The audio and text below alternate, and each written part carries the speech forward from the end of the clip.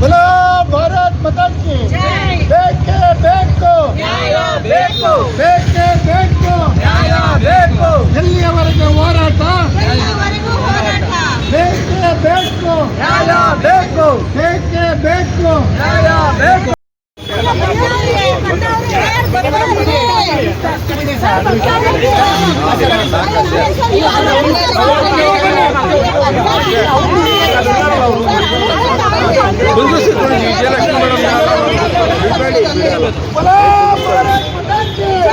ಪೊಲೀಸರನ್ನು ಮುಂದಿಟ್ಟುವ ದೌರ್ಜನ್ಯ ಸಿಕ್ಕುವ ರಾಜ್ಯ ಸರ್ಕಾರಕ್ಕೆ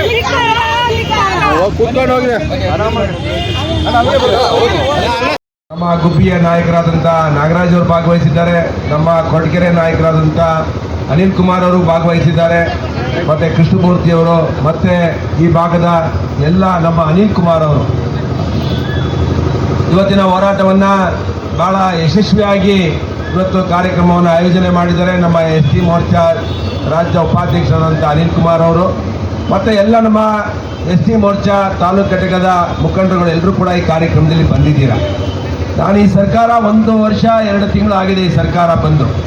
ಈ ಸರ್ಕಾರ ಬಂದಾಗಲಿಂದ ನಾವು ನೋಡ್ತಾ ಇದ್ದೇವೆ ಬರೀ ಸ್ಕ್ಯಾಮ್ಗಳೇ. ಇವತ್ತು ನೀವು DK ಶಿವಕುಮಾರ್ ತಗೊಳ್ಳಿ, ಬೆಂಗಳೂರಿನಲ್ಲಿ 1 ಸ್ಕ್ವೇರ್ ಮೀಟ್ರಿಗೆ BDA ಒಳಗಡೆ ಎಷ್ಟು ಲೂಟಿ ಹೊಡಿತಿದ್ದಾರೆ, 100 ರೂಪಾಯಿ ಫಿಕ್ಸ್ ಮಾಡಿದ್ದಾರೆ.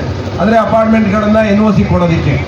ಇವತ್ತು ರಾಜ್ಯದಲ್ಲಿ ಒಂದು ಕಡೆ ಅರಾಜಕತೆ ಸೃಷ್ಟಿಯಾಗಿದೆ, ಸರ್ಕಾರ ಸತ್ತೋಗಿದೆ, 1 ರೂಪಾಯಿ ಅಭಿವೃದ್ಧಿ ಕೆಲಸ ಆಗ್ತಿಲ್ಲ. ಕಾಂಗ್ರೆಸ್ ಶಾಸಕರು ಹೇಳ್ತಾರೆ ಈ ಸರ್ಕಾರ ತೊಲಗಿಸ್ರಿ ಅಂತ ನಮ್ಮ ಹತ್ರ ಹೇಳ್ತಾರೆ. ಸುಮಾರು 50 ಜನ ಶಾಸಕರು. ಅಂದರೆ 1 ರೂಪಾಯಿ ಅಭಿವೃದ್ಧಿ ಕೆಲಸ ಈ ಸರ್ಕಾರ ಮಾಡಿಲ್ಲ. ಬಿಟಿ ಭಾಗ್ಯದ ಯೋಜನೆಯ ಗುಂಗಲ್ಲಿ ಇವತ್ತು ಈ ಸರ್ಕಾರ ಇದೆ. ಇವತ್ತು ಚುನಾವಣೆ ಬಂದಾಗ ಸರ್ಕಾರ ಮೇಲೆ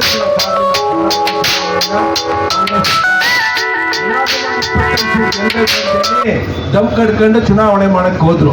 ಜೊತೆಗೆ NDA ವಿರುದ್ಧವಾಗಿ ಇದನ್ನ ಇಂಡಿಯಾ ಕೂಟನ ಅಧಿಕಾರಕ್ಕೆ ತರಬೇಕು ಅಂತೇಳಿ ಆಂಧ್ರ ತೆಲಂಗಾಣದಲ್ಲಿ ಹಣ ಕೊಟ್ಟು ಅಲ್ಲಿ ಗೆಲ್ಲಬೇಕು ಅಂತೇಳಿ ಹಣ ವಸೂಲಿ ಮಾಡೋದಕ್ಕೆ ಜಾಗ ಸಿಗ್ತಿಲ್ಲ ಕರ್ನಾಟಕದಲ್ಲಿ.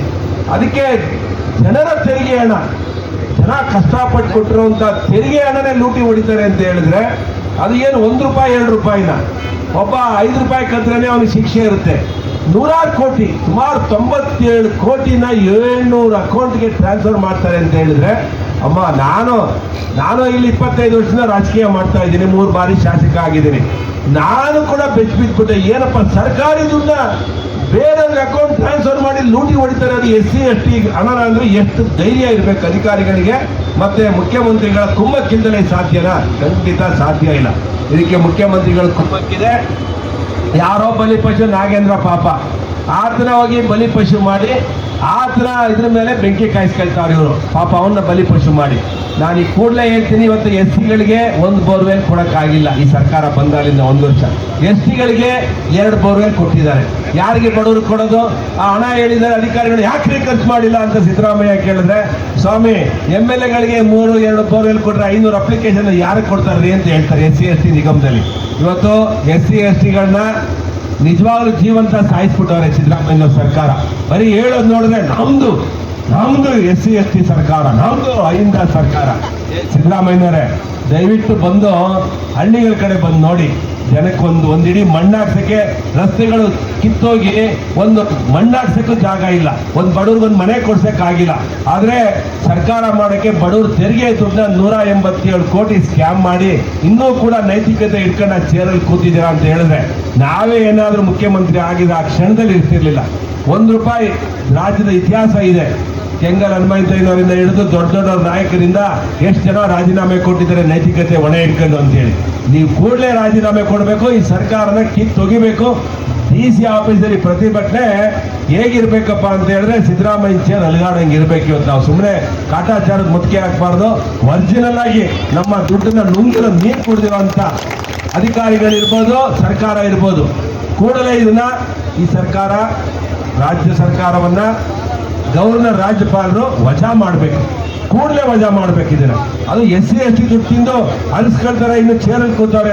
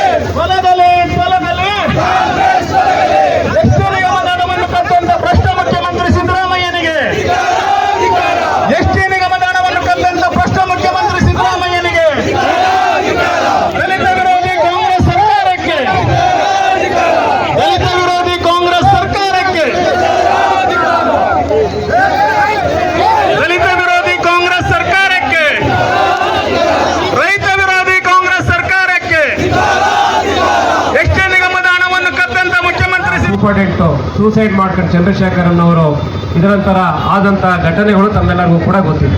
ಹಿಂದಿನೂ ಕೂಡ ನಾವು ಹೇಳ್ತಾ ಇದ್ದೀವಿ, ಈ ಒಂದು ಕೆಟ್ಟ ಸರ್ಕಾರ ಓಟ್ ಗಿಟ್ಟಿಸ್ಕೊಳಕ್ಕೋಸ್ಕರ ಮಾತ್ರ ಗ್ಯಾರಂಟಿಗಳಿಗೂ ಕೂಡ SCP TSP ದುಡ್ಡನ್ನು ಹಿಂದೆ ಉಪಯೋಗಿಸ್ಕೊಂಡಿದ್ದನ್ನ ಆಪಾದನೆ ಮಾಡಿದ್ವಿ. ಆದರೆ ಇವತ್ತು ST ನಿಗಮದ ದುಡ್ಡನ್ನು ಓಪನ್ ಆಗಿ ಬೇರೆ ಬೇರೆ ರಾಜ್ಯಗಳಿಗೆ ಯಾವುದೋ ಬೇನಾಮಿ ಅಕೌಂಟ್ಗಳಿಗೆ ಶಿಫ್ಟ್ ಮಾಡಿ ಅಲ್ಲಿ ಆ ಡಿಪಾರ್ಟ್ಮೆಂಟಲ್ಲಿದ್ದಂಥ ಚಂದ್ರಶೇಖರನ್ ಅವರು ಸೂಸೈಡ್ ಮಾಡ್ಕೊಂಡು ಎಷ್ಟೋ ಪುಟಗಳನ್ನ ಬರೆದು ಅದರಲ್ಲಿ ಯಾರ್ಯಾರು ಇನ್ವಾಲ್ವ್ ಆಗಿದ್ದಾರೆ ಎಲ್ಲನೂ ಕೂಡ ಹೇಳಿದ್ರು ಕೂಡ ಇವತ್ತು ಈ ಸರ್ಕಾರ SIT ಅಂತ ಮಾಡಿ ಇವತ್ತು ಜನರಿಗೆ ಕಣ್ಣೊರೆಸೋ ರೀತಿಯಲ್ಲಿ ಯಾರು ಮುಖ್ಯವಾಗಿ ಅದರಲ್ಲಿ ಇನ್ವಾಲ್ವ್ ಆಗಿದ್ದಾರೆ ಅವ್ರನ್ನೆಲ್ಲನೂ ಕೂಡ ರಕ್ಷಣೆ ಮಾಡಕ್ಕೆ ಹೊರಟಿದ್ದಾರೆ. ಆದ್ರಿಂದ ಇವತ್ತು ಭಾರತೀಯ ಜನತಾ ಪಾರ್ಟಿ JDS ಇವತ್ತು ರಾಜ್ಯಾದ್ಯಂತ ಎಲ್ಲ ಜಿಲ್ಲಾ ಕೇಂದ್ರಗಳನ್ನು ಕೂಡ ಈ ಒಂದು ಹಿಂದೆ ಯಾರಿದ್ದಾರೆ ರಾಜ್ಯದ ಮುಖ್ಯಮಂತ್ರಿಗಳು ರಾಜೀನಾಮೆ ಕೊಡಬೇಕು ಅಂತೇಳಿ ನಾವೆಲ್ಲರೂ ಕೂಡ ಪ್ರತಿಭಟನೆ ಮಾಡ್ತೀವಿ. ವಿಶೇಷವಾಗಿ ಪ್ರತಿಭಟನೆ ಆರ್ಗನೈಸ್ ಮಾಡೋದಕ್ಕೆ ನಮ್ಮ ST ಮೋರ್ಚಾದವರು ಎಲ್ಲ ನಮ್ಮ ಮುಖಂಡರುಗಳು, ವಿಶೇಷವಾಗಿ ಅನಿಲ್ ಅವರಿರ್ಬೋದು, ದಯಾನಂದ್ ಅವರಿರ್ಬೋದು, ರಾಖಿ, ನಮ್ಮ ಎಲ್ಲ ಧನುಷ್, ನಮ್ಮ ಎಲ್ಲ ಮುಖಂಡರುಗಳು ಎಲ್ಲ ಕಡೆ ಪ್ರವಾಸ ಮಾಡಿ ಈ ಕಾರ್ಯಕ್ರಮವನ್ನು ಯಶಸ್ವಿ ಮಾಡೋದಕ್ಕೆ ಮಾಡಿದ್ದಾರೆ. ಈ ಪ್ರತಿಭಟನೆಯಿಂದ ರಾಜ್ಯ ಸರ್ಕಾರದ ತಲೆದಂಡ ಆಗಬೇಕು. ಯಾರ್ಯಾರು ಇನ್ವಾಲ್ವ್ ಆಗಿದ್ದಾರೆ ಇದರಲ್ಲಿ ಮುಖ್ಯಸ್ಥರು ಅವರ ತಲೆದಂಡ ಆಗಬೇಕು. ಅದು ಬಿಟ್ಟು ಯಾರೋ ಕಾಟಾಚಾರಕ್ಕೆ ಯಾರನ್ನೋ ಒಬ್ಬರನ್ನ ಮಾಡಿ SIT ತನಿಖೆ ಮಾಡೋದಕ್ಕೆ ನಾವು ಒಪ್ಪಲ್ಲ ಅಂತೇಳಿ ಇವತ್ತು ಒಕ್ಕರ್ಲಿಂದ ಇವತ್ತು ರಾಜ್ಯಾದ್ಯಂತ ಸರ್ಕಾರವನ್ನು ನಾವೆಲ್ಲರೂ ಕೂಡ ಒಕ್ಕರ್ಲಿಂದ ಆಗ್ರಹಿಸ್ತಾ ಇದ್ವಿ. ಎಲ್ಲರಿಗೂ ಕೂಡ ಧನ್ಯವಾದಗಳು.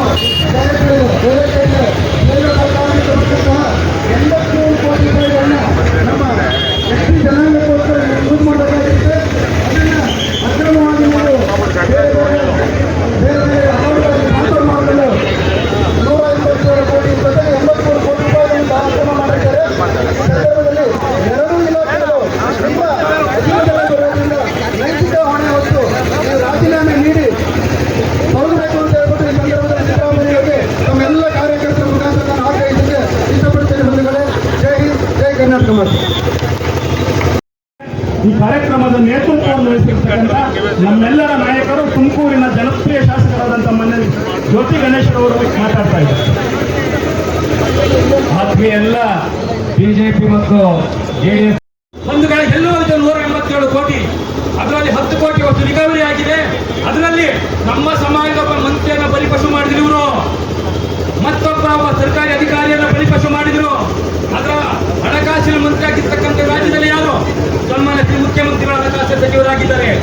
ಮೌಖಿಕವಾಗಿ ನಾಗೇಂದ್ರ ಅವರು ಹೇಳಿದ್ದಾರೆ ಅಂತ ಹೇಳಿ ಅವರ ರಾಜೀನಾಮೆ ತಗೊಂಡ್ರು. ಆದ್ರೆ ಹಣಕಾಸು ಉಸ್ತುವಾರಿ ಇರ್ತಕ್ಕಂಥವರು, ಹಣಕಾಸು ಇಲಾಖೆ ಇರ್ತಕ್ಕಂಥ ಯಾರ ಕೈಲಿ? ಸನ್ಮಾನ್ಯ ಮುಖ್ಯಮಂತ್ರಿ ಸಿದ್ದರಾಮಯ್ಯನವರ ಕೈಲಿ. ಈಗ ರಾಜೀನಾಮೆ ಕೊಡಬೇಕಾದ್ರೆ ಅವರಲ್ಲ, ಸಿದ್ದರಾಮಯ್ಯನವರು ರಾಜೀನಾಮೆ ಕೊಡಬೇಕು.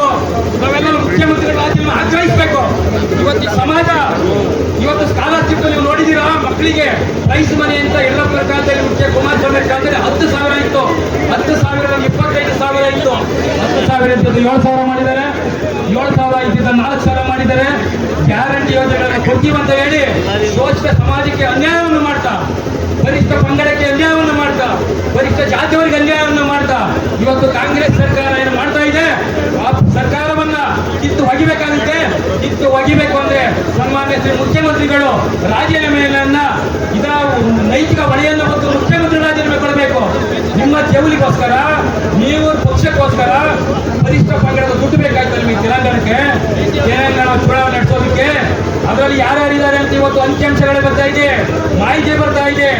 ಮೋಸರಾಜ್ ಅಂತ ಒಬ್ಬ ಮಂತ್ರಿ ಒಬ್ಬ ಹೆಸರು ಬರ್ತಾ ಇದೆ, ಜನ ಪಾಟೀಲ್ ಅಂತ ಒಬ್ಬ ಹೆಸರು ಬರ್ತಾ ಇದೆ. ಆದ್ರೆ ನೀವು ತಗೊಂಡಿರ್ತಕ್ಕಂಥ ರಾಜೀನಾಮೆ ಯಾರನ್ನ? ಒಂದು ಪರಿಷ್ಠ ಪಂಗಡದ ಮಂತ್ರಿಯ ರಾಜೀನಾಮೆ ತಗೊಂಡಿದ್ದೀರಾ? ಇದನ್ನ ರಾಜೀನಾಮೆ ಕೊಡ್ಬೇಕಾಯ್ತು ಅಂದ್ರೆ ಯಾರು? ಮುಂದೆ ಇದನ್ನ ಸನ್ಮಾನ್ಯ ಶ್ರೀ ಮುಖ್ಯಮಂತ್ರಿಗಳು ಗಮನದಲ್ಲಿಟ್ಕೊಂಡು ಯಾರ್ಯಾರು ಇದರಲ್ಲಿ ಇನ್ವಾಲ್ವ್ ಆಗಿದ್ದಾರೆ ಅಂತ ಅವರು ರಾಜೀನಾಮೆಯನ್ನು ತಗೊಂಡು ತಾವು ಕೂಡ ರಾಜೀನಾಮೆಯನ್ನು ಕೊಟ್ಟು ಸರ್ಕಾರವನ್ನು ವಿಸರ್ಜನೆ ಮಾಡಬೇಕು ಅಂತ ಈ ಸಂದರ್ಭದಲ್ಲಿ ಹೇಳ್ತಾ ತಮ್ಮೆಲ್ಲರಿಗೂ ಹೊಂದಿಸ್ತಾರೆ ಮಾತನ್ನು ಗೌರವವನ್ನು ಸಲ್ಲಿಸಿ ಈ ಹೋರಾಟದ ಒಂದು ಯಶಸ್ಸಿಗೆ ಕಾರಣರಾದಂಥ ಕಾರ್ಯಕರ್ತರಿಗೆ ಮತ್ತು ಶಾಸಕರಾದಂಥ ಸುರೇಶ್ ಗೌಡ ಅವರಿಗೆ, ಶಾಸಕರಾದಂಥ ಸನ್ಮಾನ್ಯ ಜ್ಯೋತಿ ಗಣೇಶ್ ಅವರಿಗೆ ಮತ್ತು ಜನತಾದಳದ ನಾಯಕರು ಎಲ್ಲರಿಗೂ ಕೂಡ ವಂದಿಸಿ ನನ್ನ ಮಾತನ್ನು ಮುಗಿಸ್ತೇನೆ.